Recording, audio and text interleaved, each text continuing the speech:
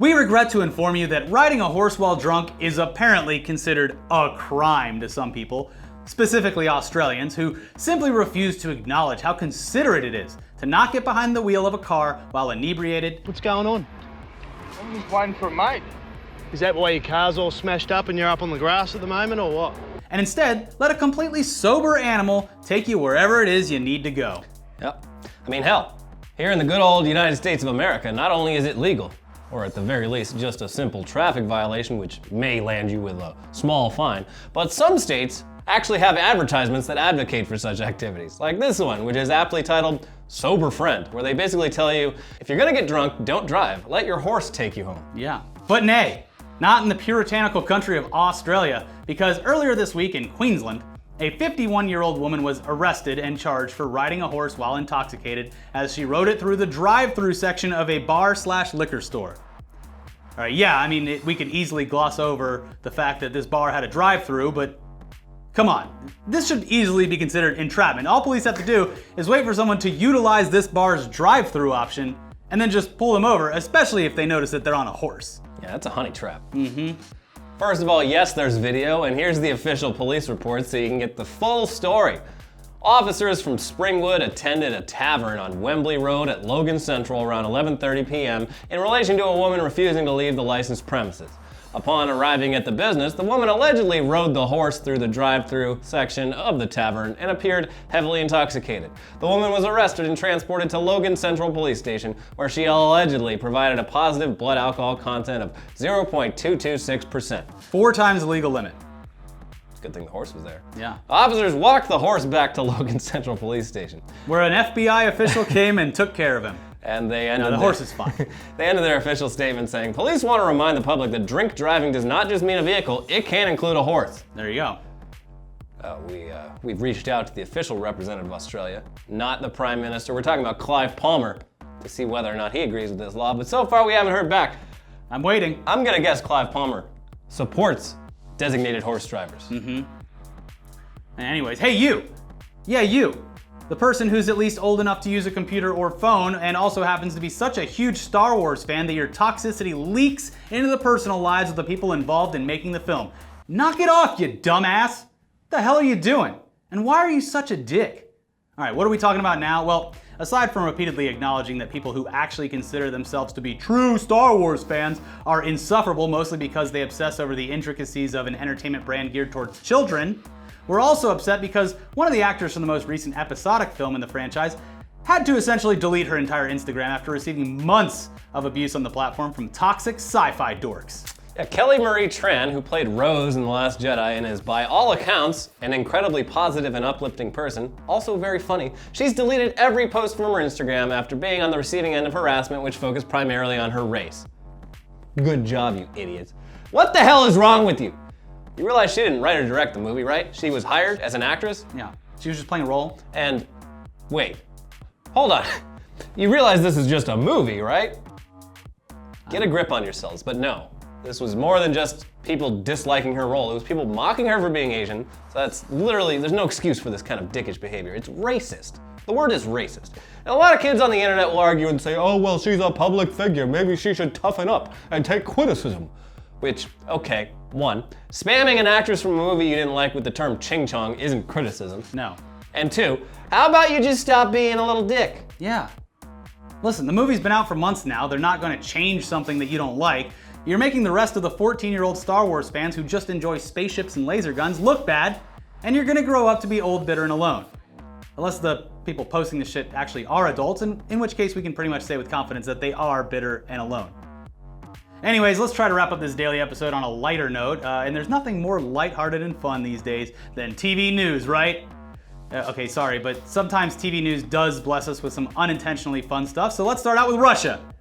Okay, stop, no, we know what you're thinking. You think we're going a certain way with this, but it's not about that whole thing, don't worry. Yeah, so when Russia isn't busy, allegedly, meddling in elections across the world, they take time to keep up appearances for themselves and make sure people know that everything is a-okay in Mother Russia. Problem is that apparently all their computer talent is busy posing as Star Wars fans while writing racist tweets to the actors, and no one's left over for some light video editing and Photoshop work. Because during a broadcast on a Russian state TV channel called Rossiya 1, The host noted that during a meeting with their foreign minister, Sergei Lavrov, Kim Jong Un called the Russians wonderful friends and sent Putin a warm hello. Now, the meeting did actually happen, but in order to make their meeting seem a bit more fun and friendly than it actually appeared, the news basically photoshopped a big smile over the previously stern look on Kim Jong Un's face. They also made him a bit more tan and just a little bit skinnier. You know, for good measure. Obviously, they're denying that they doctored the image in any way and said that they took photos in burst mode, which caught the smile. You know how we all smile? Really fast. But yeah, there's video proving that excuse wrong. Now here's a free tip from two actual Photoshop pros. Russia. There are a lot more than you would think. A lot of photos of Kim smiling, or Kim Jong. I don't know what he likes to be called by his friends. Kim Jong? Un. Or Un. Next time, just replace the whole head, like this. See, there you go, much better. It's not as jarring. It doesn't look as fake. Or use Face app. Yeah, there you go. Or deep fakes. I mean, if you're gonna deceive people, at least go 100% with it. Come on. Yeah, really. There's plenty of photos where he's very happy. Try harder. Yes. But hey, back home here in California, there's also something strange going on in the news, but at least this time it's not pushing a narrative to the people and instead was just trying to get them excited about exercise while also being unintentionally filled to the brim with cringe and absurdity.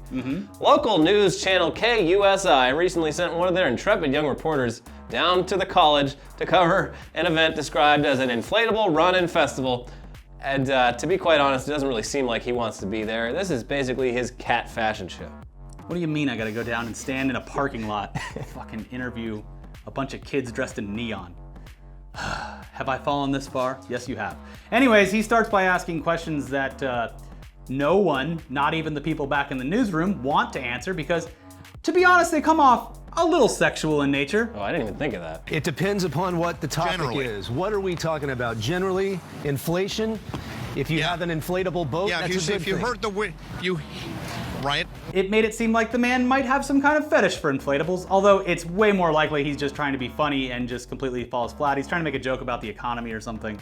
Yeah, anyways, then he starts asking people standing around for this whole video shoot, starts asking them questions that are ridiculously hard to answer, especially on the spot during a live broadcast when you didn't expect to be questioned. Questions like, What kind of fun do you think you can find here today? Which specific kind of fun? the good kind. The whole segment is goddamn beautiful, and the real saving grace here is that towards the end, he makes the crowd cast a spell, which brings a character named Mr. Wacky to life. Hello, everybody! Oh my goodness.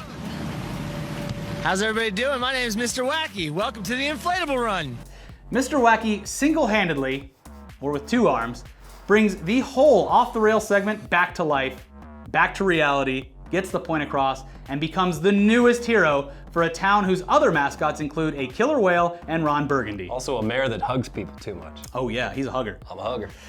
Anyways, we'll leave a link below as usual so you can watch the entire thing. It is so worth it. The best cringe content I've seen since Bully Hunters. You guys, we need to save local news. Get Yeah. Sinclair Media out of there. That's why this is so good, because they're not Sinclair or they're Trunk. not Trunk, Sinclair. They produce all their content themselves. They have hours to fill. And they can prove it with Yeah. segments like this. They can't cut corners by asking for the distribution tapes from the HQ. They gotta go down to the Wet and Wild Inflatable Run and ask and that spend- inflatable man some questions. spend 10 minutes talking about an inflatable run. Yeah. But speaking of independent news, that's us. Hey, yeah, you're watching this channel and not our old channel because this is our new channel. So if you haven't already, please subscribe. Hit that little bell button to get notifications. And Link if below. you really like the show, you really want to help us out, go down to the Patreon. Yeah. The link's down there.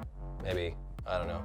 Whatever you can spare. Spread the wealth around. I'm not gonna beg. I'm not gonna shake a can full of We coins know at one you. of your dads owns a dealership. Yeah. Anyway, Watch our other episodes do all too. those things and watch our other episodes and have a lovely day.